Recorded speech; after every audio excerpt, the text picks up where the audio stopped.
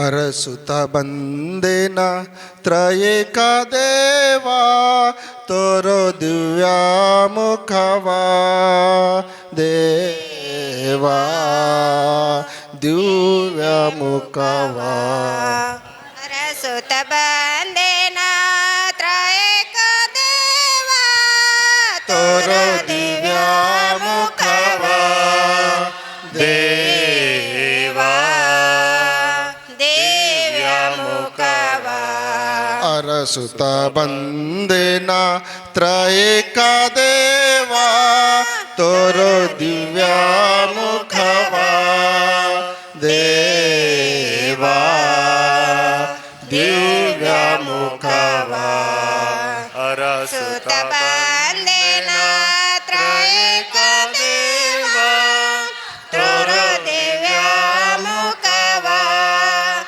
ದೇವಾ ದಿವ್ಯ ಮುಖವಾ ಸಂಶಯ ಸಾಗರದಲ್ಲಿ ಮುಳುಗಿ ಕುಂತಿದೆ ನಾ ದಂಸ ಮಾಡಲು ಬಾ ಶ್ರೀದೇವ ನೀನೇ ಸಂಶಯ ಸಾಗರದಲ್ಲಿ ಮುಳುಗಿ ಕುಂತಿದೆ ನಾ ಸಂಶ ಮಾಡಲು ಬಾ ಶ್ರೀದೇವ ನೀನೇ ಸಂಶಯ ಪಡೆದೆಯನ್ನ ಮಾಡೋ ದರ್ಶನ ತೋರೋ ದಿವ್ಯ ಮುಖವಾ ದೇವಾ ದಿವ್ಯ ಮುಖವಾ ಅರಸುತ ಬಂದೆನೋ ತ್ರಯೇಕ ದೇವಾ ತೋರೋ ದಿವ್ಯ ಮುಖವಾ ದೇವಾ ದಿವ್ಯ ಮುಖವಾ ಪಿತನಾಮತೋ ಸುತನಾಮತೋ ಪವಿತ್ರಾತ್ಮರ ನಾಮದಲ್ಲಿ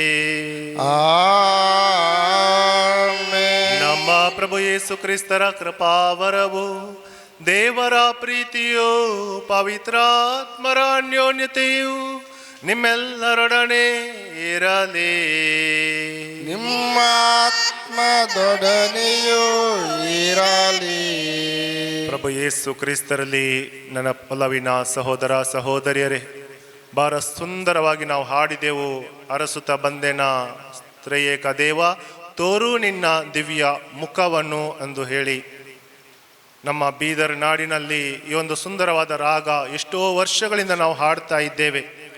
ಖಂಡಿತವಾಗಿ ದೇವರು ನಮ್ಮ ಮೇಲೆ ದಯೆ ಕರುಣೆ ತೋರಿದ್ದಾರೆ. ಯಾಕೆಂದರೆ ಪರಮ ಪ್ರಸಾದದಲ್ಲಿ ತಮ್ಮ ಮುಖವನ್ನು ಅವರು ಇಲ್ಲಿ ತೋರಿಸಿದ್ದಾರೆ.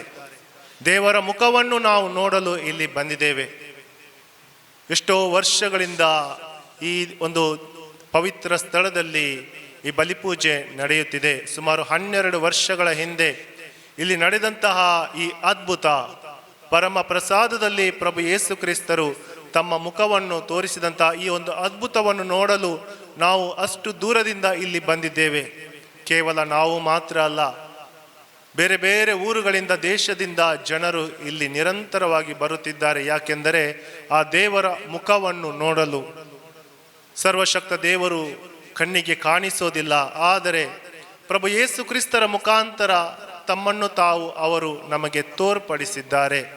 ಅವರ ಮುಖದ ದರ್ಶನವನ್ನು ನಮಗೆ ನೀಡಿರುವಾಗ ಖಂಡಿತವಾಗಿ ಅವರ ಮುಖ ದರ್ಶನವನ್ನು ಪಡೆದು ನಾವು ನಮ್ಮ ಜೀವನವನ್ನು ಪಾವನಗೊಳಿಸುತ್ತೇವೆ. ದೇವರಿಗೆ ಸ್ತೋತ್ರವನ್ನು ಸಲ್ಲಿಸುತ್ತಾ ಈ ಬಲಿಪೂಜೆಯನ್ನು ನಾವು ಇಲ್ಲಿ ಅರ್ಪಿಸೋಣ.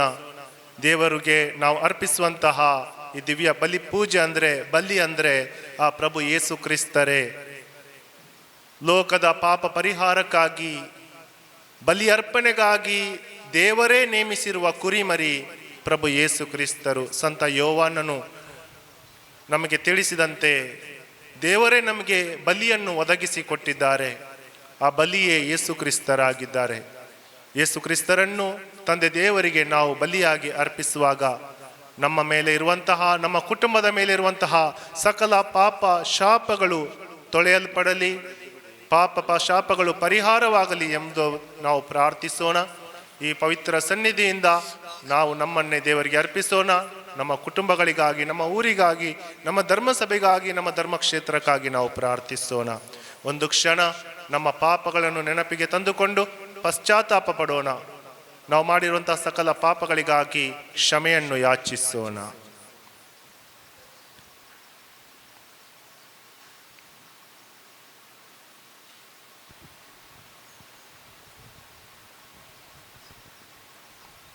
ಒಟ್ಟಾಗಿ ಪ್ರಾರ್ಥಿಸೋಣ. ಸರ್ವಶಕ್ತ ದೇವರಿಗೂ ಸಹೋದರ ಸಹೋದರಿಯರೇ ನಿಮಗೂ ಯೋಚನೆಯಿಂದಲೂ ನುಡಿಯಿಂದಲೂ ನಡತೆಯಿಂದಲೂ ಕರ್ತವ್ಯ ಲೋಪದಿಂದಲೂ ನಾನು ಅನೇಕ ಪಾಪಗಳನ್ನು ಮಾಡಿದ್ದೇನೆಂದು ನಿವೇದಿಸುತ್ತೇನೆ. ನನ್ನ ಪಾಪವೇ ನನ್ನ ಪಾಪವೇ ನನ್ನ ಮಹಾಪಾಪವೇ. ಆದುದರಿಂದ ಸದಾ ಕನ್ನಿಕೆಯಾದ ಸಂತ ಮರಿಯಮ್ಮನವರನ್ನು ಸಕಲ ದೇವದೂತರನ್ನು ಸಂತರನ್ನು ಸಹೋದರ ಸಹೋದರರೇ ನಿಮ್ಮನ್ನು ನನಗಾಗಿ ನಮ್ಮ ಪ್ರಭು ದೇವರಲ್ಲಿ ಪ್ರಾರ್ಥಿಸಬೇಕೆಂದು ಬೇಡಿಕೊಳ್ಳುತ್ತೇನೆ. ಸರ್ವಶಕ್ತ ದೇವರು ನಮಗೆ ದಯೆ ತೋರಿಸಿ ನಮ್ಮ ಪಾಪಗಳನ್ನು ಕ್ಷಮಿಸಿ ನಮ್ಮನ್ನು ನಿತ್ಯ ಜೀವಕ್ಕೆ ಕರೆದೊಯ್ಯಲಿ.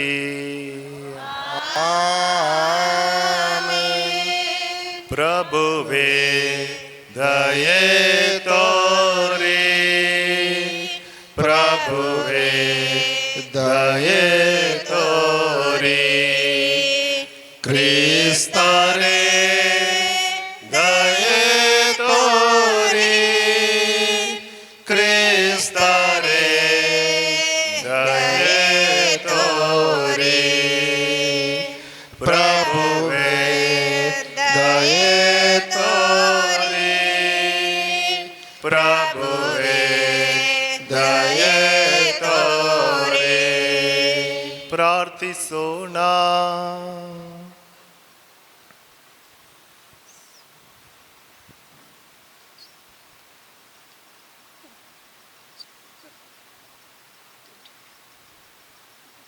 ಸರ್ವಶಕ್ತ ಸದಾ ಜೀವಿಸುವ ದೇವರೇ, ನಮ್ಮ ಕಾರ್ಯಗಳು ನಿಮಗೆ ಮೆಚ್ಚುಗೆಯಾಗುವಂತೆ ನಿರ್ದೇಶಿಸಿರಿ.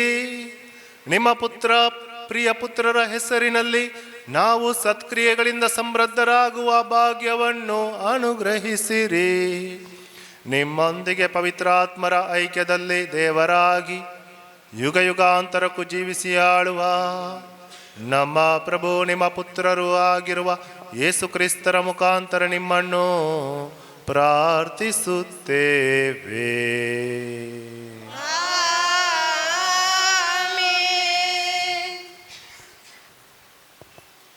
ಎರಡನೆಯ ಸಾಮೂಲ ಗ್ರಂಥದಿಂದ ವಾಚನ. ಅಧ್ಯಾಯ 7 ವಾಕ್ಯಗಳು 4ರಿಂದ 17ರವರೆಗೆ. ಆದರೆ ಅದೇ ದಿನ ರಾತ್ರಿ ಸರ್ವೇಶ್ವರನಾಥನು ಹೀಗೆಂದು ಆಜ್ಞಾಪಿಸಿದರು, ನೀನು ಹೋಗಿ ನನ್ನ ದಾಸ ದಾವೀದನಿಗೆ ತಿಳಿಯಬೇಕಾದನು ಇದು, ನೀನು ನನಗೊಂದು ದೇವಾಲಯವನ್ನು ಕಟ್ಟಬೇಕೆಂದಿವೆಯೋ. ನಾನು ಇಸ್ರಾಯೇಲರನ್ನು ಈಜಿಪ್ಟ್ ದೇಶದಿಂದ ಬರಮಾಡಿದ್ದೇನೆಂಬನಿಂದ ಇಂದಿನವರೆಗೂ ದೇವಾಲಯದಲ್ಲಿ ವಾಸ ಮಾಡಲಿಲ್ಲ. ಗುಡಾರದಲ್ಲಿ ವಾಸಿಸ್ತಾ ಅವರೊಡನೆ ಸಂಚರಿಸಿದೆ. ಹೀಗೆ ಇಸ್ರಾಯೇಲರ ಮಧ್ಯೆ ಸಂಚರಿಸುತ್ತಿದ್ದಾಗ ನನ್ನ ಜನರಾದ ಅವರನ್ನು ಪಾಲಿಸುವುದಕ್ಕೆ ಕುಲನಾಯಕನನ್ನು ನೇಮಿಸಿದೆ. ಅವರಿಂದಲೂ ನೀವೇಕೆ ನನಗೆ ದೇವರಾದರೂ ಮರದಿಂದ ದೇವಾಲಯವನ್ನು ಕಟ್ಟಿಸಲಿಲ್ಲ ಎಂದು ಕೇಳಿದಿಲ್ಲ. ಇದಲ್ಲದೆ ನೀನು ನನ್ನ ದಾಸ ದಾವೀದನಿಗೆ ಹೇಳು, ಸರ್ವಶಕ್ತ ಸರ್ವೇಶ್ವರನ ನಾನೇ ಹೀಗೆಂದು ಹೇಳಿದೆಯೇ ತಿಳಿಸು. ಕುರಿಗಳ ಹಿಂದೆ ತಿರುಗಾಡುತ್ತಿದ್ದ ನಿನ್ನನ್ನು ಅಡವಿಯಿಂದ ಆಯ್ದುಕೊಂಡು ನನ್ನ ಪ್ರಜೆ ಇಸ್ರಾಯೇಲ ಮೇಲೆ ನಾಯಕನಾಗಿ ನೇಮಿಸಿದೆ. ನೀನು ಹೋದ ಕಡೆಲೆಲ್ಲ ನಿನ್ನ ಸಂಗಡ ಇದ್ದೆ. ನಿನ್ನ ಶತ್ರುಗಳನ್ನೆಲ್ಲ ನಿನ್ನ ಕಣ್ಮುಂದೆಯೇ ಸದೆ ಬೆಳೆದೆ. ಜಗದ ಮಹಾತ್ಮರ ಹೆಸರಿನಂತೆ ನಿನ್ನ ಹೆಸರನ್ನು ಪ್ರಸಿದ್ಧಗೊಳಿಸುವೆನು. ನನ್ನ ಪ್ರಜೆ ಇಸ್ರಾಯೇಲರಿಗೆ ಒಂದು ಸ್ಥಳವನ್ನು ಕೊಟ್ಟು ಅದರಲ್ಲಿ ಅವರನ್ನು ನೆಲೆಗೊಳಿಸುವೆನು. ಇನ್ನು ಮೇಲೆ ಅವರ ಯಾವ ಭಯವೂ ಇಲ್ಲದೆ ವಾಸಿಸುವರು. ಪೂರ್ವ ಕಾಲದಲ್ಲಿ ನಾನು ನನ್ನ ಜನರಿಗೆ ನ್ಯಾಯಸ್ಥಾಪಕರನ್ನು ನೇಮಿಸಿದೆ. ಅಲ್ಲಿಂದೀಚೆಗೆ ಇಸ್ರಾಯೇಲ ಶೋಷಣೆಗೆ ಗುರಿಯಾದರು. ಆದರೆ ಇನ್ನು ಮೇಲೆ ಆಗೋದು ನಿನ್ನ ಶತ್ರು ಭಯವಿಲ್ಲದೆ ಸುಖದರುವಂತೆ ಮಾಡುವೆನು. ಅದು ಮಾತ್ರ ಅಲ್ಲ, ಸರ್ವೇಶ್ವರನಾದ ನಾನು ನಿನಗೆ ಒಂದು ಮನೆತನವನ್ನು ಕಟ್ಟುವೆನೆಂದು ಮಾತು ಕೊಡುತ್ತೇನೆ. ನಿನ್ನ ಆಯುಷ್ಕಾಲ ಮುಗಿದ ನೀನು ನಿನ್ನ ಪೂರ್ವಜರನ್ನು ಸೇರಿ ಮಿಶ್ರಣಿಸುವಾಗ ನಿನ್ನ ಮಕ್ಕಳ ಒಬ್ಬನು ನನಗೆ ಉತ್ತರಾಧಿಕಾರಿಯನ್ನಾಗಿ ನೇಮಿಸಿ ಅವನ ರಾಜ್ಯವನ್ನು ಸ್ಥಿರಪಡಿಸುವೆನು. ಅವನನ್ನು ನನ್ನ ಹೆಸರಿನಲ್ಲಿ ಒಂದು ದೇವಾಲಯವನ್ನು ಕಟ್ಟುವೆನು. ನಾನು ಅವನ ಹಿಂಸವನ್ನು ಸ್ಥಿರಪಡಿಸುವೆನು. ನಾನು ಅವನಿಗೆ ತಂದೆಯಾಗಿರುವೆನು, ಅವನು ನನಗೆ ಮಗನಾಗಿರುವನು. ನಾನು ತಪ್ಪು ಮಾಡಿದಾಗ ಮಗನಿಗೆ ತಂದೆ ಬೆತ್ತ ರುಚಿ ತೋರಿಸುವಂತೆ ನಾನು ಅವನು ಶಿಕ್ಷಿಸುವೆನು. ಆದರೆ ನನ್ನ ಕೃಪೆ ನಿನ್ನ ಕಣ್ಮುಂದೆಯೇ ಸಾಲವನ್ನು ಬಿಟ್ಟು ಹೋದ ಹಾಗೆ ಅವನು ಬಿಟ್ಟು ಹೋಗುವುದಿಲ್ಲ. ನಿನ್ನ ಮನೆತನವು ಅರಸುತ್ತಾ ಸದಾಕಾಲವು ಸ್ಥಿರವಾಗುವು, ನಿನ್ನ ಸಿಂಹಾಸನ ಶಾಶ್ವತವಾಗಿರುವುದು. ನಾನಾತನು ತನಗಾದ ದರ್ಶನದ ಆ ಮಾತುಗಳೆಲ್ಲ ದಾವೀದನಿಗೆ ಹೇಳಿದನು. ಪ್ರಭುವಿನ ವಾಕ್ಯವಿದು. ದೇವರ ವಾಕ್ಯವು ಸಜೀವದಾಯಕವು, ದೇವರ ವಾಕ್ಯವು ಬಾಳಿಗೆ ದೀಪವು, ದೇವರ ವಾಕ್ಯವು ಸಜೀವದಾಯಕವು, ದೇವರ ವಾಕ್ಯವು ಬಾಳಿಗೆ ದೀಪವು. ಸ್ವರ್ಗದಿಂದ ಇಳಿದು ಬಂದ ದೇವರ ವಾಕ್ಯವು, ಸ್ವರ್ಗದಿಂದ ಇಳಿದು ಬಂದ ದೇವರ ವಾಕ್ಯವು ಯೇಸು ಕ್ರಿಸ್ತರು ನಮ್ಮಯ ರಕ್ಷಕರು, ಯೇಸು ಕ್ರಿಸ್ತರು ನಮ್ಮಯ ರಕ್ಷಕರು. ದೇವರ ವಾಕ್ಯವೋ ಸಜೀವದಾಯಕವೋ, ದೇವರ ವಾಕ್ಯವೋ ಬಾಳಿಗೆ ದೀಪವೋ.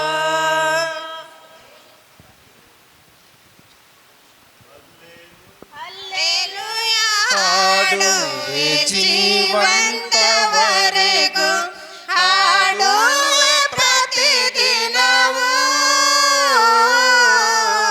ಹಾಡುವೆ ಪ್ರತಿದಿನವೂ. Hallelujah hallelujah hallelujah hallelujah hallelujah hallelujah hallelujah. ಹಾಡುವೆ ಜೀವಂತವರೆಗೂ, ಹಾಡುವೆ ಪ್ರತಿದಿನವೂ, ಹಾಡುವೆ ಪ್ರತಿದಿನವೂ. ಪ್ರಭು ನಿಮ್ಮೊಡನೆ ಇರಲಿ. ನಿಮ್ಮ ಆತ್ಮದೊಡನೆಯೂ ಇರಲಿ. ಮಾರ್ಕನು ಬರೆದ ಪವಿತ್ರ ಶುಭ ಸಂದೇಶದಿಂದ ವಾಚನ. ಪ್ರಭು ನಿಮಗೆ ಮಹಿಮೆ ಸಲ್ಲಲಿ. ಅಧ್ಯಾಯ 4 ವಾಕ್ಯ 1. ಯೇಸು ಸ್ವಾಮಿ ಗಲಿಲಾಯ ಸರೋವರದ ತೀರದಲ್ಲಿ ಮತ್ತೆ ಬೋಧಿಸಲಾರಂಭಿಸಿದರು. ಜನರು ಕಿಕ್ಕಿರಿದು ಸುತ್ತಲೂ ನೆರೆದು ಬಂದಿದ್ದರು.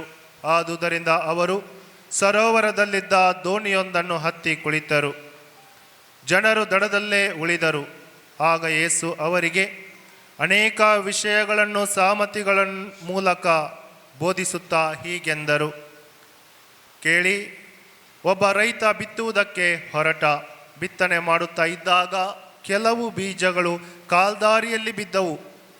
ಬಿದ್ದುದೇ ಹಕ್ಕಿಗಳು ಬಂದು ಅವುಗಳನ್ನು ತಿಂದು ಬಿಟ್ಟವು. ಬೇರೆ ಕೆಲವು ಬೀಜಗಳು ಹೆಚ್ಚು ಮಣ್ಣಿಲ್ಲದ ಕಲ್ಲು ನೆಲದ ಮೇಲೆ ಬಿದ್ದವು. ಅಲ್ಲಿ ಮಣ್ಣು ಬಹಳ ತೆಳ್ಳಗಿದ್ದುದರಿಂದ ಅವು ಬೇಗನೆ ಮೊಳೆತವು. ಬಿಸಿಲೇರಿದಾಗ ಬಾಡಿದವು. ಆಳವಾಗಿ ಬೇರೂರಲು ಆಗದ ಕಾರಣ ಅವು ಒಣಗಿ ಹೋದವು. ಇನ್ನು ಕೆಲವು ಬೀಜಗಳು ಮುಳ್ಳು ಪೊದೆಗಳ ನಡುವೆ ಬಿದ್ದವು. ಮುಳ್ಳು ಪೊದೆಗಳು ಸಸ್ಯಗಳ ಸಮೇತ ಅವುಗಳನ್ನು ಅದುಮಿಬಿಟ್ಟವು. ಆದುದರಿಂದ ಅವು ಫಲ ಕೊಡಲಿಲ್ಲ. ಇನ್ನು ಕೆಲವು ಬೀಜಗಳು ಹದವಾದ ಭೂಮಿಯಲ್ಲಿ ಬಿದ್ದವು.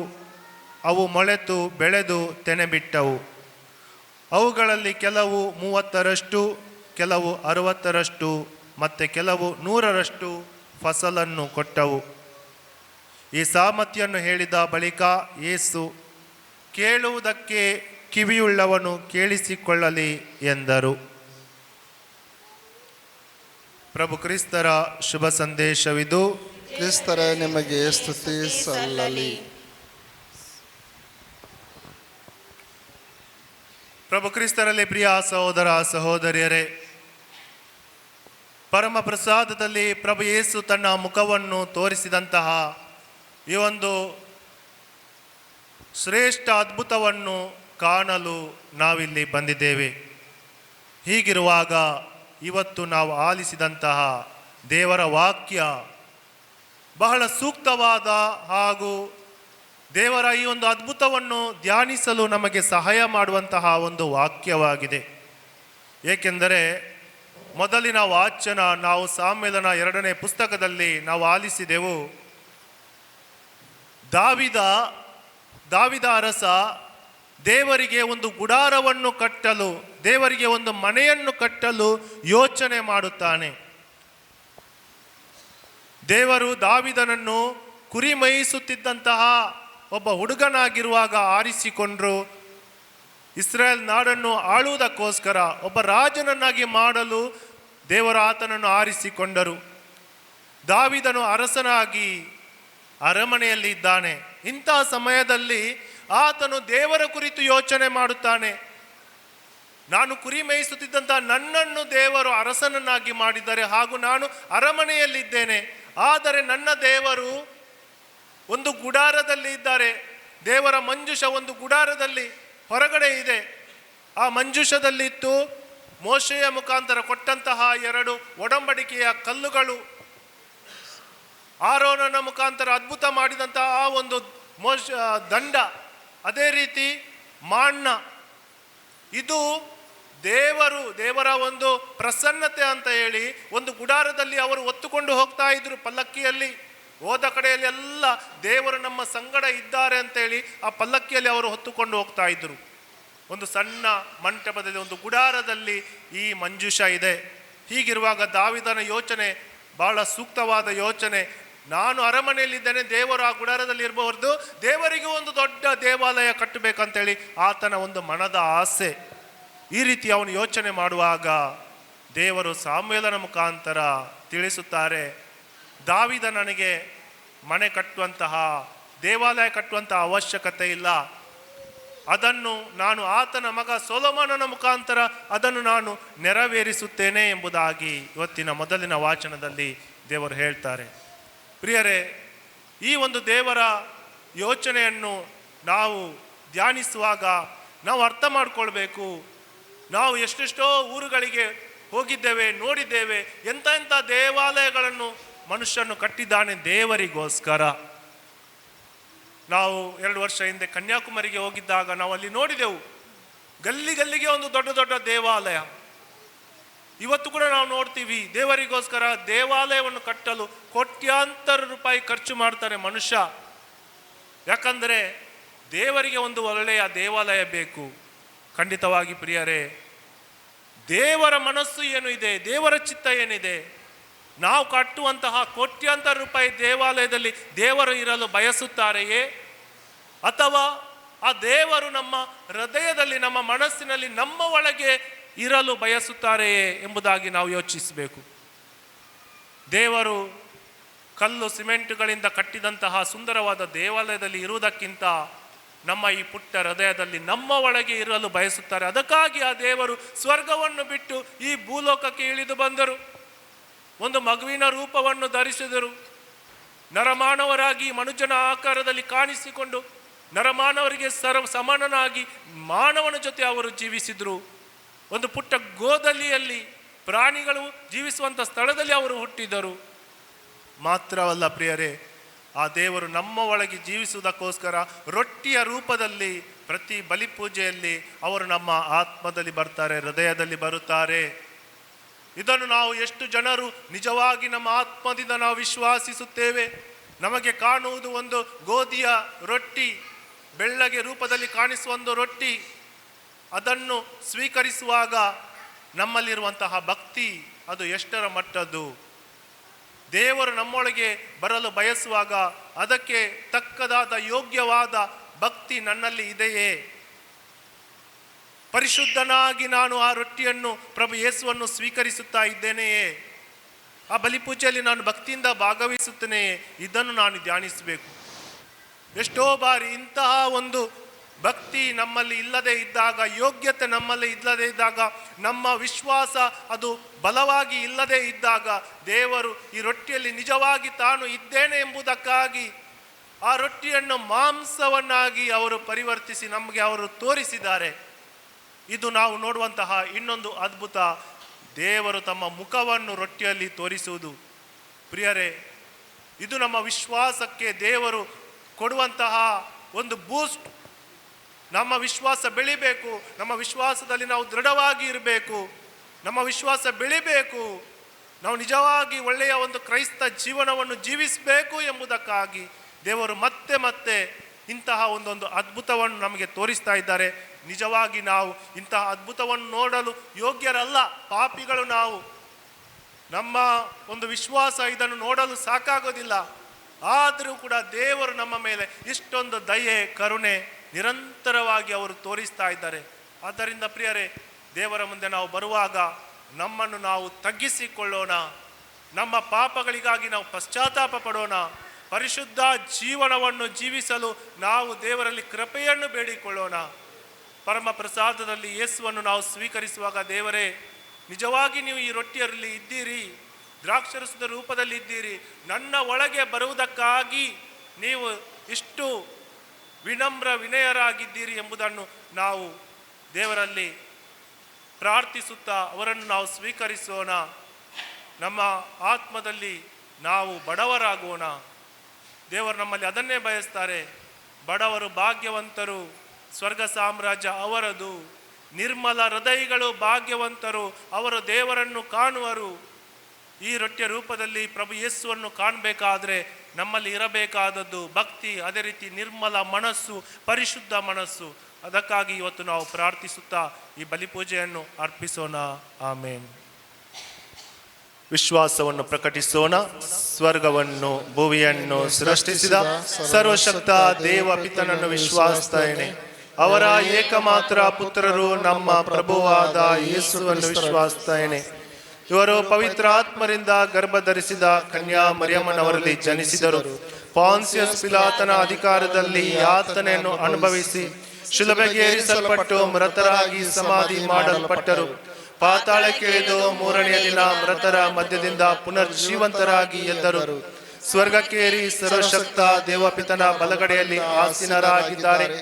ಅಲ್ಲಿಂದ ಜೀವಂತರಿಗೂ ಮೃತರಿಗೂ ತೀರ್ಪು ಕೊಡಲು ಬರುವರು. ಪವಿತ್ರಾತ್ಮರನ್ನು ವಿಶ್ವಾಸಿಸುತ್ತೇನೆ. ಪವಿತ್ರ ಕಥೋಲಿಕ ಧರ್ಮಸಭೆಯನ್ನು, ಸಂತರ ಅನ್ಯೋನ್ಯತೆಯನ್ನು ವಿಶ್ವಾಸಿಸುತ್ತೇನೆ. ಪಾಪ ಪರಿಹಾರವನ್ನು ವಿಶ್ವಾಸಿಸುತ್ತೇನೆ. ಮೃತರ ಪುನರುತ್ಥಾನ ವಿಶ್ವಾಸಿಸುತ್ತೇನೆ. ನಿತ್ಯ ಜೀವವನ್ನು ವಿಶ್ವಾಸಿಸುತ್ತೇನೆ. ಆಮೆನ್.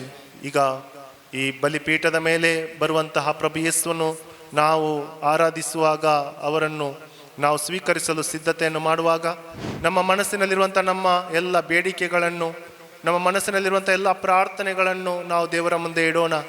ಈ ದಿನ ನಮ್ಮಲ್ಲಿ ಯಾರು ಪ್ರಾರ್ಥಿಸಲು ಬೇಡಿಕೊಂಡಿದ್ದಾರೆ ಅವರನ್ನು ಒಂದು ಕ್ಷಣ ನಾವು ನೆನಪಿಗೆ ತಂದುಕೊಳ್ಳೋಣ. ನಮ್ಮ ಕುಟುಂಬದಲ್ಲಿ, ನಮ್ಮ ಮನೆಯಲ್ಲಿ ಯಾರು ಅನಾರೋಗ್ಯದಲ್ಲಿದ್ದಾರೆ, ನಮ್ಮ ಊರಿನಲ್ಲಿ ಯಾರಿಗೆಲ್ಲ ಇಲ್ಲಿ ಬರಲಿಕ್ಕೆ ಅಸಾಧ್ಯವಾಗಿದೆ, ನಮ್ಮ ಕುಟುಂಬದಲ್ಲಿರುವಂಥ ಪ್ರತಿಯೊಬ್ಬ ನಮ್ಮ ಸದಸ್ಯರನ್ನು, ನಮ್ಮ ಬಂಧು ಮಿತ್ರರನ್ನು ಹಾಗೂ ಯಾರೆಲ್ಲ ನಮ್ಮಲ್ಲಿ ಪ್ರಾರ್ಥಿಸಲು ಬೇಡಿಕೊಂಡಿದ್ದಾರೆ ಪ್ರಿಯರೇ, ಅವರನ್ನು ನಾವು ನೆನಪಿಗೆ ತಂದುಕೊಂಡು ದೇವರ ಪವಿತ್ರ ಸನ್ನಿಧಿಗೆ ಅವರನ್ನು ಸಮರ್ಪಿಸೋಣ.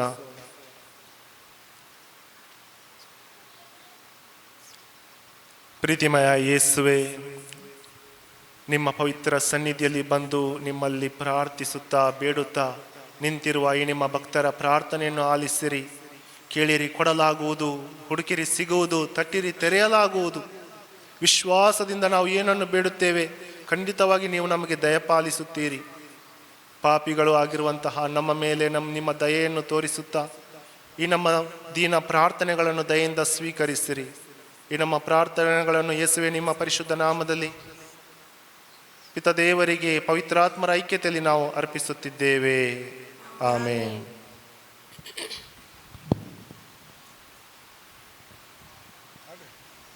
ಕಾಣಿಕೆಯ ತಂದೆವು ದೇವಾ, ನಿನ್ನ ಚರಣಕ್ಕೆ ಅರ್ಪಿತೆವು ದೇವಾ.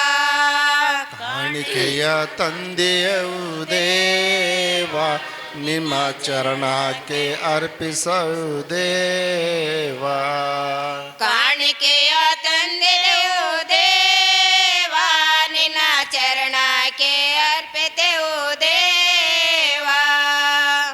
ಕಾಣಿಕೆಯ ತಂದೆಯುವುದೇವ,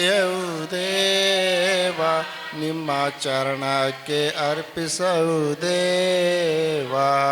ಸ್ವೀಕರಿಸಿ ಹರಸೆಂದು ಬೇಡ್ವೆವು, ಹರಸೆ ದಯ ಪಾಲಿಸೋನಿ ದೇವಾ. ಸ್ವೀಕರಿಸು ಹರಸೆಂದು ಬೇಡ್ವೆವು, ಹರಸು ದಯ ಪಾಲಿಸನ್ನ ದೇವಾ. ಗೋಧಿಯ ಕಾಳಿನ ರೊಟ್ಟೆದು, ದ್ರಾಕ್ಷೆಯ ಹಣ್ಣಿನ ಪಾನವೇದು. ಗೋಧಿಯ ಕಾಳಿನ ರೊಟ್ಟಿ ಇದು, ದ್ರಾಕ್ಷಿಯ ಹಣ್ಣಿನ ಪಾನವಿದು. ಸ್ವೀಕರಿಸಿ ಹರಸೆಂದು ಬೇಡ್ವೆವು, ಹರಸೆ ದಯ ಪಾಲಿಸೋನಿ ದೇವಾ. ಸ್ವೀಕರಿಸು ಹರಸಂದು ಬೇಡ್ವೆವು, ಹರಸು ದಯ ಪಾಲಿಸನ್ನ ದೇವಾ.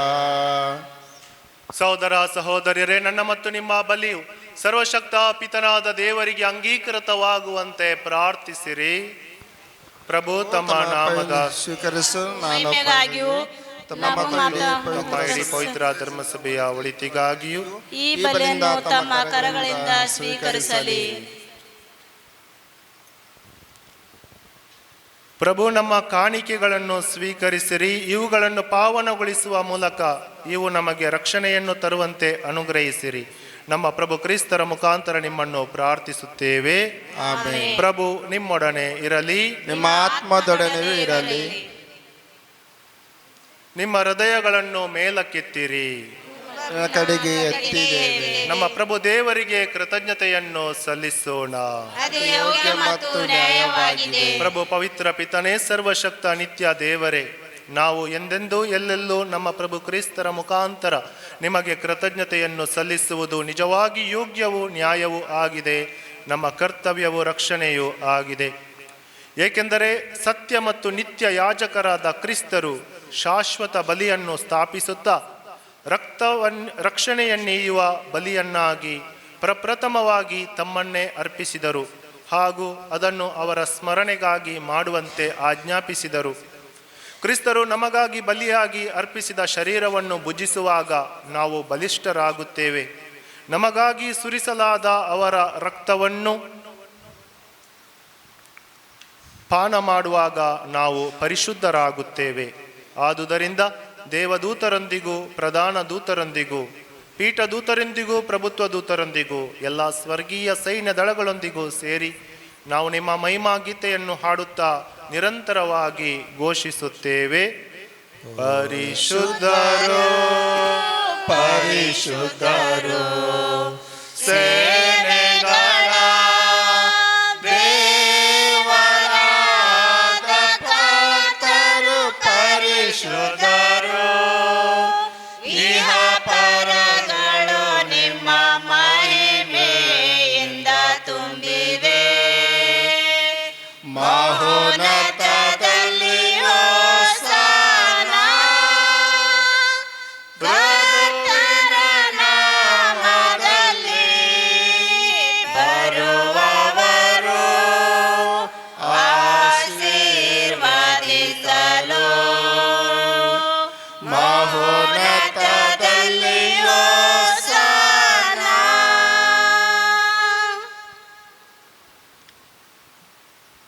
ಮೊಣಕಾಲೂರಿ ಪ್ರಭು ಯೇಸುವನ್ನು ನಮ್ಮ ನಡುವೆ ಸ್ವಾಗತಿಸೋಣ. ಪ್ರಭು, ನೀವು ನಿಜವಾಗಿಯೂ ಪರಿಶುದ್ಧರು, ಸರ್ವ ಪರಿಶುದ್ಧತೆಯ ಬುಗ್ಗೆಯೂ ನೀವೇ. ಈ ಕೊಡುಗೆಗಳ ಮೇಲೆ ನಿಮ್ಮ ಪವಿತ್ರ ಆತ್ಮರನ್ನು ಇಬ್ಬನಿಯಂತೆ ಸುರಿಸಿ ಪಾವನಗೊಳಿಸಿರೆಂದು ಪ್ರಾರ್ಥಿಸುತ್ತೇವೆ. ನಮಗಿವು ನಮ್ಮ ಪ್ರಭು ಯೇಸು ಕ್ರಿಸ್ತರ ಶರೀರ ಮತ್ತು ರಕ್ತವಾಗುವಂತೆ ಮಾಡಿರಿ. ಅವರನ್ನು ಪರಾಧೀನ ಮಾಡಲಾದ ಸಮಯದಲ್ಲಿ ಸ್ವ ಇಚ್ಛೆಯಿಂದ ತಮ್ಮ ಯಾತನೆಗೆ ಒಳಗಾದಾಗ ಅವರು ರೊಟ್ಟಿಯನ್ನು ತೆಗೆದುಕೊಂಡು ಕೃತಜ್ಞತೆಯನ್ನು ಸಲ್ಲಿಸಿ ಅದನ್ನು ಮುರಿದು ತಮ್ಮ ಶಿಷ್ಯರಿಗೆ ಕೊಡುತ್ತಾ ಹೀಗೆಂದರು: ತೆಗೆದುಕೊಳ್ಳಿ, ಇದನ್ನು ನೀವೆಲ್ಲರೂ ಭುಜಿಸಿರಿ, ಏಕೆಂದರೆ ಇದು ನಿಮಗಾಗಿ ಒಪ್ಪಿಸಲಾಗುವ ನನ್ನ ಶರೀರ.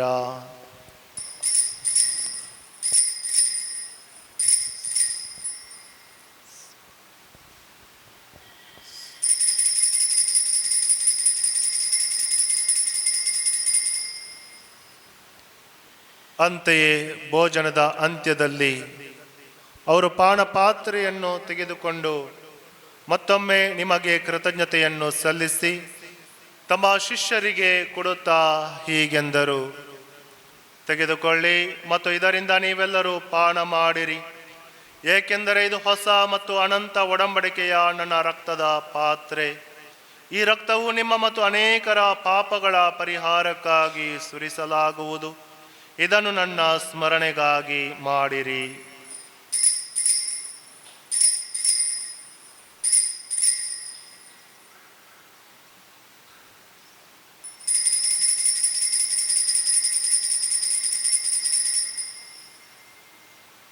ವಿಶ್ವಾಸದ ರಹಸ್ಯ.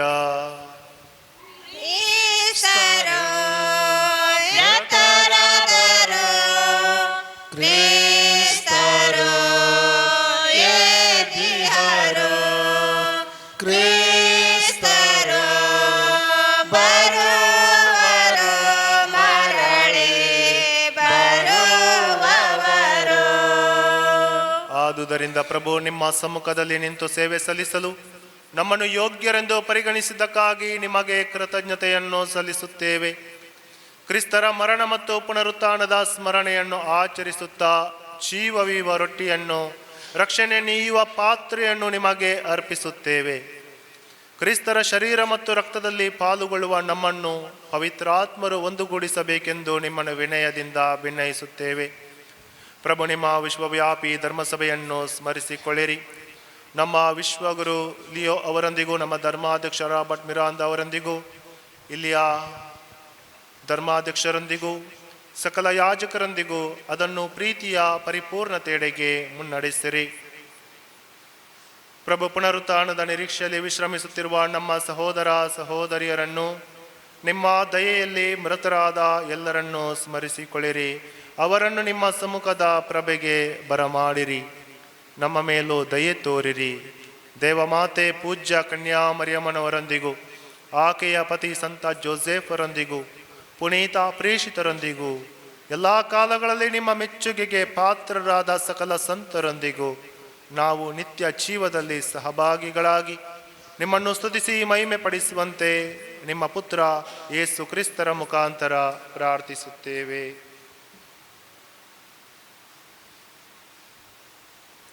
ಇವರ ಮುಖಾಂತರವು ಇವರೊಂದಿಗೋ ಇವರಲ್ಲಿಯೋ ಸರ್ವಶಕ್ತ ತಂದೆಯಾದ ದೇವರೇ, ಪವಿತ್ರಾತ್ಮರ ಐಕ್ಯದಲ್ಲಿ ಸರ್ವ ಗೌರವವೋ ಮಹಿಮೆಯು ಯುಗ ಯುಗಾಂತರಕ್ಕೂ ನಿಮಗೆ ಸಲ್ಲಲಿ.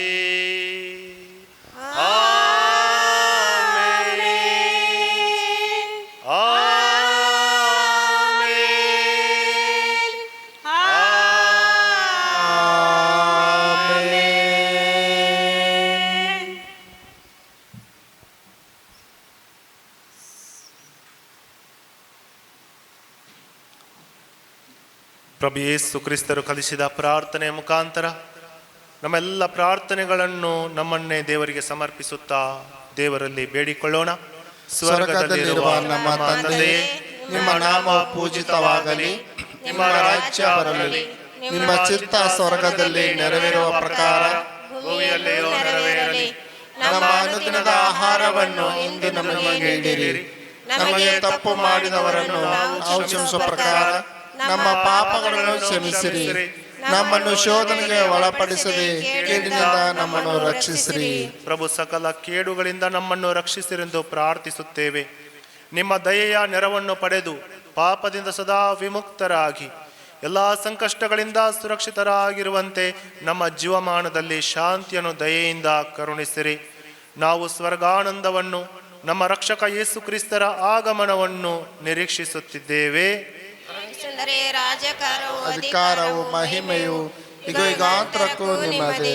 ಪ್ರಭು ಯೇಸು ಕ್ರಿಸ್ತರೇ, ನಿಮ್ಮ ಪ್ರೇಷಿತರಿಗೆ ನಿಮಗೆ ಶಾಂತಿಯನ್ನು ಬಿಟ್ಟು ಹೋಗುತ್ತೇನೆ, ನನ್ನ ಶಾಂತಿಯನ್ನೇ ನಿಮಗೆ ಕೊಡುತ್ತೇನೆ ಎಂದು ಹೇಳಿದ್ದೀರಿ. ನಮ್ಮ ಪಾಪಗಳನ್ನು ಲಕ್ಷಿಸದೆ ನಿಮ್ಮ ಧರ್ಮಸಭೆಯ ವಿಶ್ವಾಸವನ್ನು ಈಕ್ಷಿಸಿರಿ.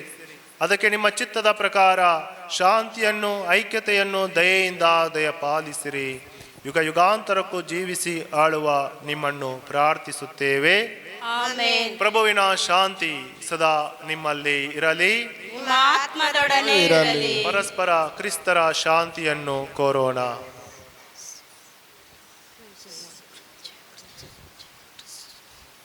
ಲೋಕದ ಪಾಪಗಳನ್ನು ಪರಿಹರಿಸುವ ದೇವರ ಕುರಿಮರಿ, ನಮಗೆ ದಯೆ ತೋರಿ. ಲೋಕದ ಪಾಪಗಳನ್ನು ಪರಿಹರಿಸುವ ದೇವರ ಕುರಿಮರಿ, ನಮಗೆ ದಯೆ ತೋರಿ. ಲೋಕದ ಪಾಪಗಳನ್ನು ಪರಿಹರಿಸುವ ದೇವರ ಕುರಿಮರಿ, ನಮಗೆ ಶಾಂತಿ ನೀಡಿರಿ.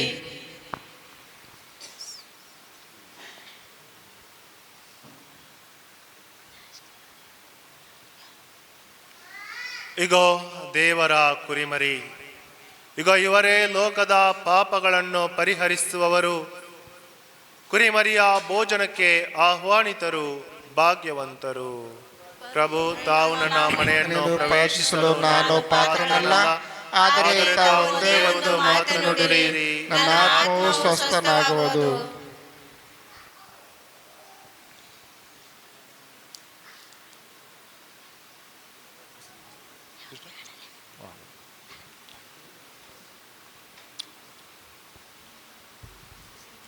ಪೂರ್ಣವಾದ ಬಲಿಪೂಜೆಯಲ್ಲಿ ಭಾಗವಹಿಸಿದವರು ಮಾತ್ರ ಪರಂಪ್ರಸಾದವನ್ನು ಸ್ವೀಕರಿಸುವುದು.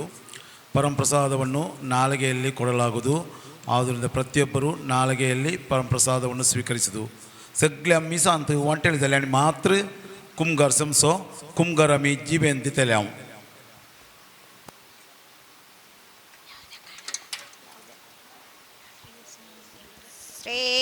ಶ್ರೇಯಸ್ಸುನಾಮ ಅತಿಶಯನಾಮ ಪಾಪಿಗೆ ಇಂಪದ ನಾಮ. ಶ್ರೇಯಸ್ಸುನಾಮ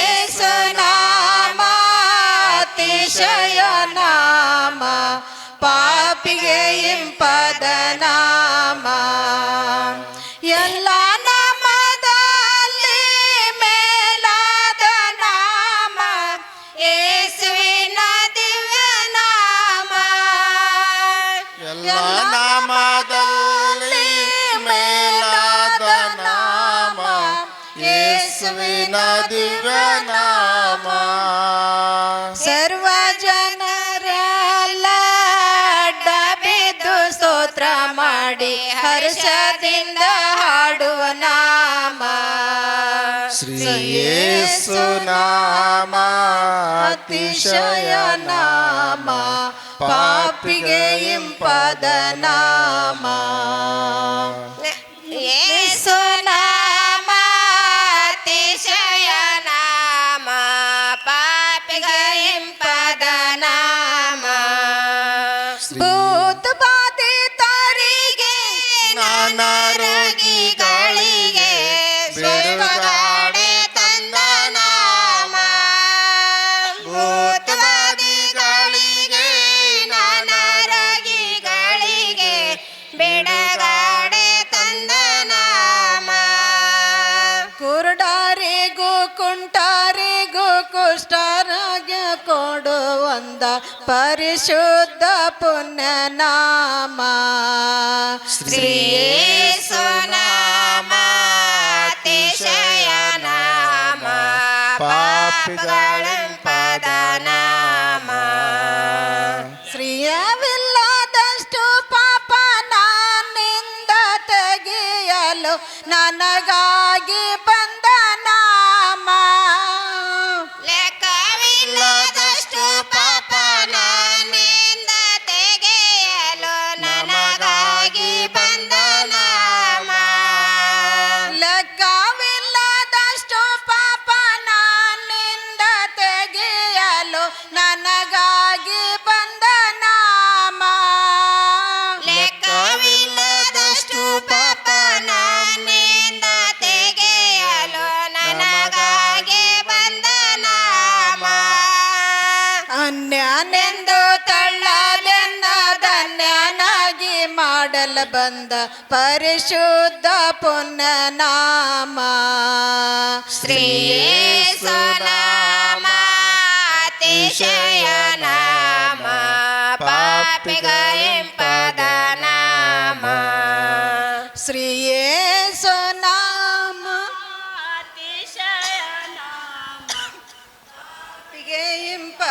ನಾಮ ಶ್ರೀ ಯೇಸು ನಾಮ ಅತಿಶಯ ನಾಮ ಪಾಪಿಗೆ ಇಂಪಾದ ನಾಮ ಶ್ರೀ ಯೇಸು ನಾಮ ಅತಿಶಯ ನಾಮ ಪಾಪಿಗೆ ಇಂಪಾದ ನಾಮ.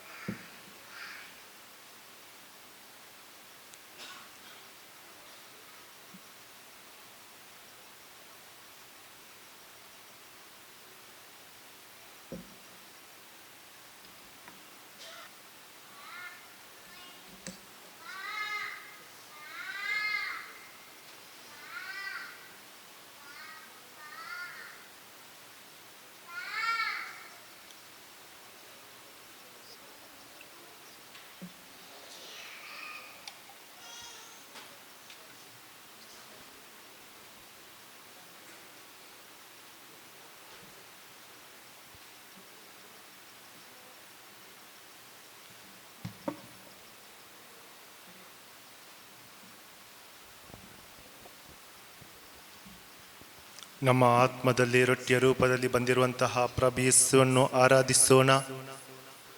ನಮ್ಮ ಮೇಲೆ ದಯೆ ಕರುಣೆ ತೋರಿ ನಮ್ಮ ಹೃದಯದಲ್ಲಿ ಜೀವಿಸಲು ಬಂದ ಪ್ರಭು ಯೇಸು ಕ್ರಿಸ್ತರು ರೊಟ್ಟಿಯ ರೂಪದಲ್ಲಿ, ದ್ರಾಕ್ಷರಸದ ರೂಪದಲ್ಲಿ ತಮ್ಮ ಮಾಂಸವನ್ನು ರಕ್ತವನ್ನು ನನಗೆ ಕೊಟ್ಟಿದ್ದಾರೆ. ಜೀವದಾಯಕ ರೊಟ್ಟಿ ನಾನೇ. ನನ್ನ ಮಾಂಸವನ್ನು ತಿಂದು ನನ್ನ ರಕ್ತವನ್ನು ಕುಡಿಯುವವನಲ್ಲಿ ನಾನು ಸದಾ ಜೀವಿಸುತ್ತೇನೆ, ನಾನು ನೆಲೆಸುತ್ತೇನೆ, ಆತನು ನನ್ನಲ್ಲಿ ನೆಲೆಸುತ್ತಾನೆ ಎಂದಿದ್ದಾರೆ ಪ್ರಭು. ನನ್ನ ಮಾಂಸವನ್ನು ತಿಂದವನಿಗೆ ಹಸಿವಿಲ್ಲ, ನನ್ನ ರಕ್ತವನ್ನು ಕುಡಿಯುವವನಿಗೆ ಎಂದು ದಾಹವಾಗಲಾರದು. ನನ್ನ ಮಾಂಸವೇ ನಿಜವಾದ ಆಹಾರ, ನನ್ನ ರಕ್ತವೇ ನಿಜವಾದ ಪಾನ. ಯೇಸುವೇ, ಜೀವದಾಯಕ ರೊಟ್ಟಿಯನ್ನು, ನಿಮ್ಮ ಮಾಂಸವನ್ನು ರಕ್ತವನ್ನು ನನಗೆ ನೀಡಿದ್ದೀರಿ.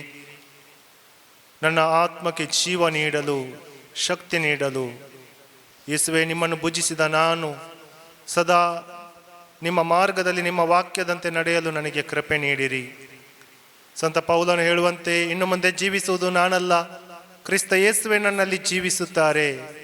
ಈ ವಾಕ್ಯದಂತೆ ಪ್ರಭು ಯೇಸುವೆ, ನಿಮ್ಮ ಭುಜಿಸಿದ ನಾನು ನಿಮ್ಮಂತೆ ಜೀವಿಸಲು, ನಿಮ್ಮ ವಾಕ್ಯಕ್ಕೆ ಸಾಕ್ಷಿಯಾಗಲು ನನಗೆ ಕೃಪೆ ನೀಡಿರಿ.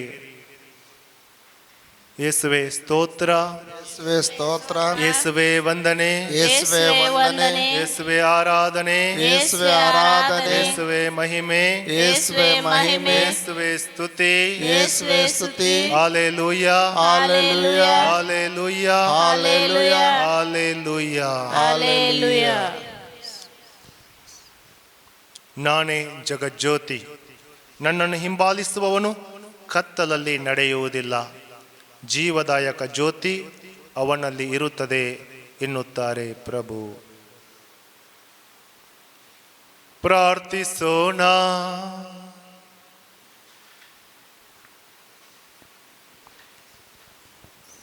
ಸರ್ವಶಕ್ತ ದೇವರೇ, ನೀವು ನಮ್ಮನ್ನು ನವ ಜೀವಕ್ಕೆ ಕರೆತರುವ ಕೃಪಾವರವನ್ನು ಸ್ವೀಕರಿಸುತ್ತಾ ನಾವು ಸದಾ ನಿಮ್ಮ ಕೊಡುಗೆಯಲ್ಲಿ ಹೆಮ್ಮೆ ಪಡುವಂತೆ ಅನುಗ್ರಹಿಸಿರಿ. ನಮ್ಮ ಪ್ರಭು ಕ್ರಿಸ್ತರ ಮುಖಾಂತರ ನಿಮ್ಮನ್ನು ಪ್ರಾರ್ಥಿಸುತ್ತೇವೆ. ಆಮೆನ್. ಪ್ರಭು ನಿಮ್ಮೊಡನೆ ಇರಲಿ. ನಿಮ್ಮ ಆತ್ಮದೊಡನೆ ಇರಲಿ. ಸರ್ವಶಕ್ತ ದೇವರಾದ ಪಿತಾ ಮತ್ತು ಸುತ ಮತ್ತು ಪವಿತ್ರಾತ್ಮರು ನಿಮ್ಮನ್ನು ಆಶೀರ್ವದಿಸಲಿ. ಆಮೇನ್. ಹೋಗಿ ಬನ್ನಿ, ಪ್ರಭು ಕ್ರಿಸ್ತರಿಗೆ ಸಾಕ್ಷಿಗಳಾಗಿ ಬಾಳಿರಿ. ದೇವರಿಗೆ ಕೃತಜ್ಞತೆ ಸಲ್ಲಲಿ. ಪ್ರಿಯರೇ, ನಮಗೆ ಈ ಬಲಿ ಪೂಜೆಯನ್ನು ಅರ್ಪಿಸಲು ಅವಕಾಶ ಮಾಡಿಕೊಟ್ಟಂತಹ ಇಲ್ಲಿಯ ಗುರುಗಳಿಗೆ ಹಾಗೂ ಸರ್ವರಿಗೂ ನಾವು ಕೃತಜ್ಞತೆಯನ್ನು ಸಲ್ಲಿಸುತ್ತೇವೆ. ಬಲಿ ಪೂಜೆ ಆದ ನಂತರ ಸ್ವಲ್ಪ ಸಮಯ ಪರಮ ಪ್ರಸಾದದ ಮುಂದೆ ಕಳೆದು ದೇವರ ಆಶೀರ್ವಾದವನ್ನು ಪಡೆಯುತ್ತಾ ನಾವು ಮುಂದಕ್ಕೆ ಹೋಗೋಣ. ಆರಾಧನೆ ಆರಾಧನೆ ಆರಾಧನೆ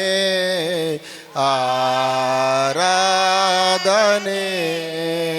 ಆರಾಧನೆ ಆರಾಧನೆ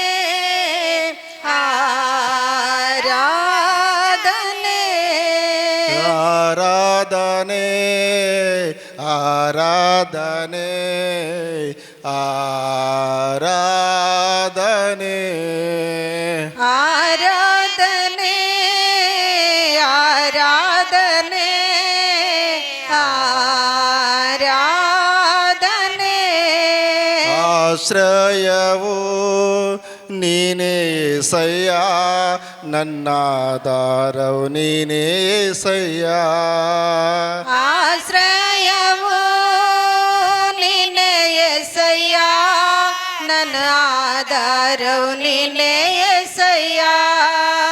ಆಶ್ರಯವು ನೀನೇ ಸಯ್ಯ, ನನ್ನ ಆರಾಧವು ನೀನೇ ಸಯ್ಯ.